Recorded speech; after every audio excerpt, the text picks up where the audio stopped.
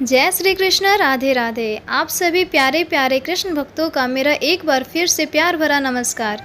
आप सभी का दिव्य दुबे ज्ञान भक्ति चैनल पर बहुत बहुत स्वागत है।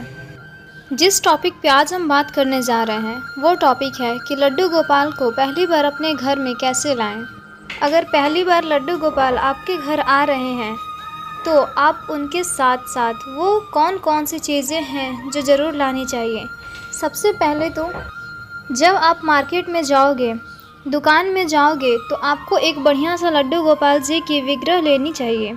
बढ़िया सा कहने का मतलब यह है कि देखिए, आपको वहाँ पे ना बहुत तरह के लड्डू गोपाल जी देखने को मिलेंगे। जैसे कि कोई काला गोपाल जी होंगे और कोई छोटे होंगे, बहुत सारे अष्ट धातु के भी दिखेंगे, तो कोई नॉर्मल पीतल के भी दिखेंगे। आप बार बार लड्डू गोपाल जी नहीं लोगे, इसीलिए सबसे अच्छा जो आपको लगे। और आपको एक तो दूसरी बात, बजट भी होनी चाहिए। बजट के हिसाब से बजट भी तो देखना है बहुत लोगों का, तो वो भी देखकर आप एक गोपाल जी ले लें घर के लिए। 0 से लेकर 6 नंबर तक के गोपाल जी अच्छे होते हैं। इसके बाद आप उनके लिए एक पोशाक ले लीजिए उनकी साइज़ के अनुसार। और पोशाक जो अगर ठंड में गोपाल जी ले रहे हैं तो गर्मी वाला, मतलब अगर गर्मियों के दिन में अगर आप लड्डू गोपाल जी को ले रहे हैं तो गर्मी वाला पोशाक आपको लेना है, ठीक है। मतलब आप कॉटन के पोशाक ले लें, 3-4 पोशाक कम से कम। अगर इसके बाद ठाकुर जी के साथ साथ एक बांसुरी आप ज़रूर ले लें। इसके बाद हमें ठाकुर जी को भोग लगाना होता है। भोग तो आपको सुबह शाम दोपहर चारों टाइम के भोग लगाने के लिए ठाकुर जी के लिए भोग थाली ज़रूर ले लें, सबसे अच्छा होता है। अगर आप पीतल के ले लेते हैं तो इसके अलावा अगर आप समर्थ्य हैं तो सिल्वर का भी ले सकते हैं, मतलब चांदी का। और बिल्कुल भी अगर आप यह नहीं ले सकते हैं तो आप जो है मिट्टी के पात्र में भी भोग लगा सकते हैं। अब बहुत लोग क्वेश्चन करते हैं कि क्या हम स्टील के पात्र में भी भोग लगा सकते हैं। तो हाँ जी, बिल्कुल लगा सकते हैं। ठाकुर जी के जो भोग लगता है ना, भोग सेवा होता है, उसमें स्टील की पात्रों के पात्र बहुत लोग माना जाता है। लेकिन जिनकी सामर्थ्य नहीं है वो स्टील के पात्र में भी भोग लगा सकते हैं। पर ध्यान रखें कि आपका सामर्थ्य है, आपके पास है, आप खरीद सकते हैं, तो फिर आप कोशिश करें या तो आप पीतल के पात्र में भोग लगाएं या तो आप चांदी के पात्र में भोग लगा सकते हैं। इसके बाद आता है ठाकुर जी के लिए एक बेड, जहाँ पर ठाकुर जी बड़े आराम से सोएंगे, रेस्ट करेंगे, बैठे रहेंगे। आप चाहे तो घर पर बना सकते हैं या तो रेडीमेड बहुत सारा बेड अवेलेबल है, तो उससे हिसाब से भी आप ले सकते हैं। वो माता ठाकुर जी अगर आपके पास घर पर हैं तो आप एक गौ माता ज़रूर रखें। ठाकुर जी को कभी कभी अगर जैसे आपको भोग नहीं लगा पाए या आप घर से बाहर हैं, थोड़ी देर ठाकुर जी अकेले हैं, तो इसके लिए ठाकुर जी के सामने गौ माता होना बहुत आवश्यक है। इसके लिए बाद आप एक तुलसी की माला ज़रूर ले लें। तुलसी की माला इसलिए बोल रही हूँ कि बहुत सारे जगह ऐसे होते हैं जहाँ पे गर्मियाँ में या बहुत ज़्यादा सर्दियाँ में तुलसी सूख जाती हैं और तुलसी के पत्ते अवेलेबल नहीं होती हैं। उसी समय ठाकुर जी को भोग लगाने के लिए ठाकुर जी के सामने अगर आप एक तुलसी जी का माला भी रख देते हैं तब भी ठाकुर जी को भोग लगा सकते हैं।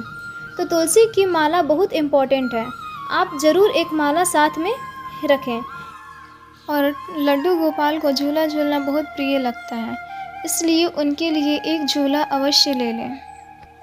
उसके बाद जो ठाकुर जी का प्रिय होता है वो है इत्र, यानी कि परफ्यूम जिसको कहते हैं। यह होता है विदाउट अल्कोहल, मतलब इसमें कोई अल्कोहल नहीं रहती है, बहुत ही अच्छा और खुशबूदार होता है।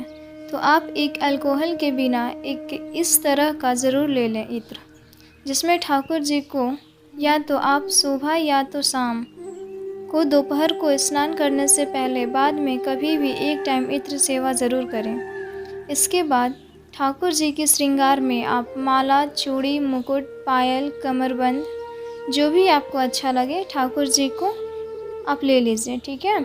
बहुत सारा श्रृंगार करते हैं मेरे ठाकुर जी, मेरे बाके बिहार। बिना श्रृंगार का ठाकुर जी को अच्छा नहीं लगता है। तो ठाकुर जी जैसे श्रृंगार करते हैं उसी हिसाब से आप ठाकुर जी के लिए उस दिन जैसा उनका साइज़ है उसके हिसाब से आप लोग उनके लिए श्रृंगार ले सकते हैं। जैसे कि आपने विग्रह लिया उसी दुकान में ही नॉर्मल ही आपको श्रृंगार भी मिल जाते हैं, तो उसी में से आप जो है ठाकुर जी के लिए कंगन वगैरह, कमरबंद और बहुत सारे लोग पैर में पायल के लिए ख़रीदते हैं, तो आप लोग पैर में पहनने के लिए पायल भी ले लें, मुकुट पहनने के लिए ले लें, तो वो सारी चीज़ आप ज़रूर ले लें। इसके बाद ठाकुर जी का सबसे प्रिय जो चीज़ होती है ना, वो होती है चंदन। चंदन तो गर्मियों में तो अलग ही सेवा होता है उसका, बहुत उनको मतलब ठंडक पहुंचती है चंदन से।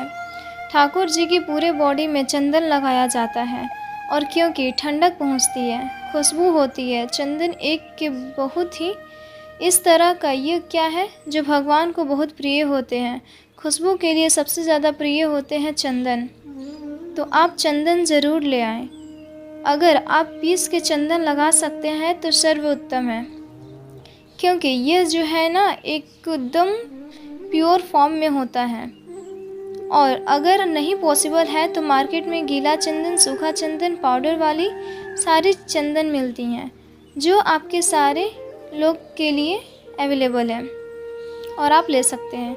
लेकिन अगर आपके पास भगवान का पहले से ही थाली कोई है, उसमें भी आप भोग लगा सकते हैं। बस इस बात का ध्यान रखिएगा, कोई भी बर्तन में जो भोग लगाना है वो जूठा ना रहे, ठीक है। मतलब आप लोग जिसमें पहले से खाए हुए हैं उसमें भोग नहीं लगाना है।